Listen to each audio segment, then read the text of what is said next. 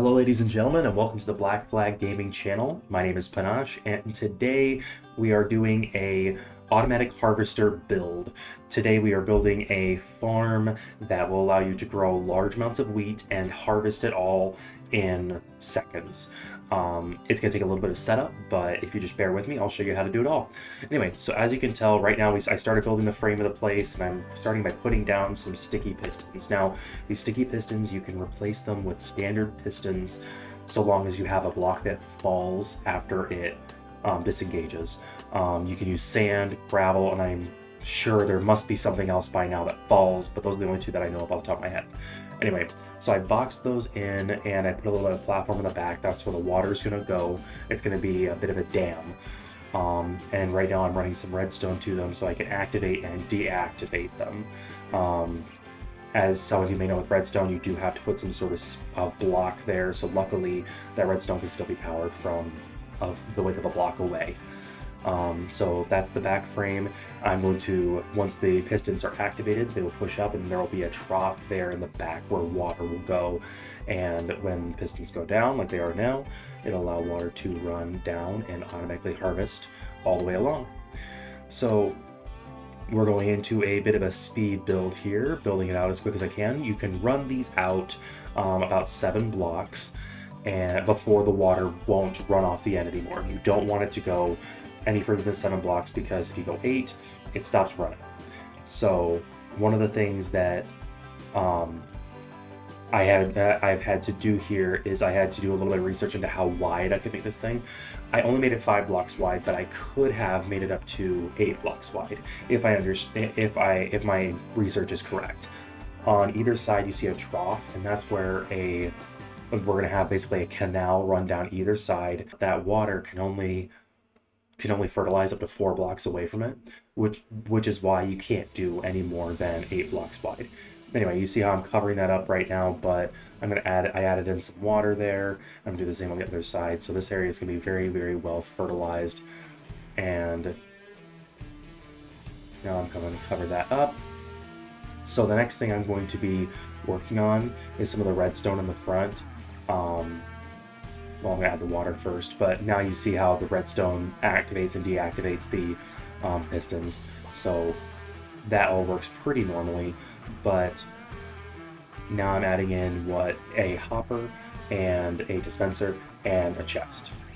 And so what that does is it's going to collect all of that, put it into the dispenser, and shoot it up into the chest so that I can then collect it all, and that's going to activate the dispenser to allow it to be picked up by the chest.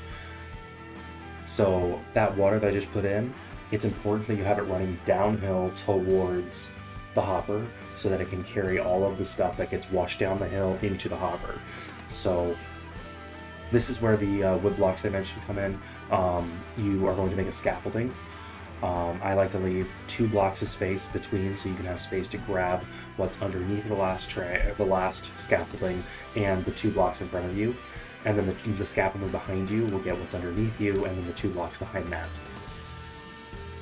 So, and I also just thought it makes it look really nice and kind of finished, gives it a finished quality. This is something that you could probably build into a build of your own. So if you had like a grand walkway on either side, you could have this just stuffed in the middle of it, and it would look really attractive, generally speaking, and you wouldn't have to worry about it. So anyway, this just helps make it so that all the crops are accessible so that you can use your hoe, you can fertilize, you can plant your seeds, all of it, and no issues. So that's what I'm going to be doing for the next, 30 seconds or so here, is just going through, planting. As you can tell, it's a very quick and easy process, just back and forth along the scaffolding.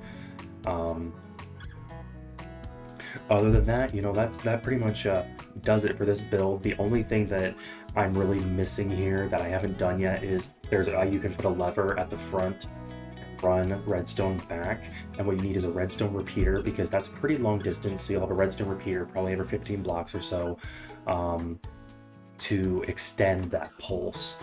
So you'll have a switch right at the front, right next to those steps, and it'll allow you to turn off and on the pistons and harvest automatically.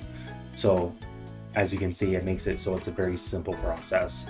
I'm gonna get some sleep here really quick, and then you'll see me fertilize this whole thing. And as you can tell, again, it's going to make it very simple having this scaffolding system.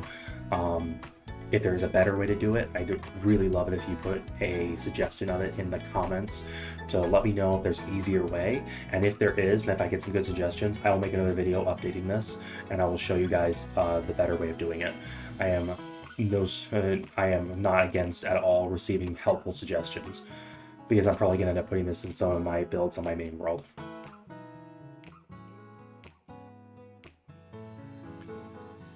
All right, we got about a minute left on this video. And what you're gonna see is, so some common problems that you might have with this build. I ended up having to destroy and replace my chest. The reason, actually, I don't really understand what was going wrong. Basically, the dispenser was shooting up into the chest.